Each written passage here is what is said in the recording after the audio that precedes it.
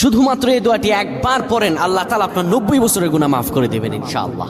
আপনার 90 বছরের গুনাহ মাফ হয়ে যাবে শুধুমাত্র এই দোয়াটি যদি একবার পড়তে পারেন। আপনার ভাগ্য খুলে যাবে, রিজিকে বরকত আসবে, মনের ন্যাক আশা পূরণ হবে, আল্লাহ আপনার সব দোয়া কবুল করে দিবেন। সুবহানাল্লাহি ওয়া বিহামদি।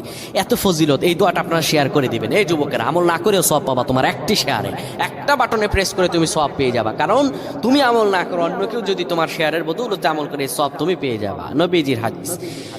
আমার ভাইয়েরা, আল্লাহর কাছে দোয়া করা, আল্লাহর কাছে দোয়া চাওয়া, এটি হলো মুমিনদের কাজ। আমার আল্লাহ বান্দাকে বলেন, বান্দারে উদউনি আস্তাজিব লাকুম, আমার কাছে চাও, আমার কাছে চাইলে আমি আল্লাহ তোমাকে দিয়ে দিব।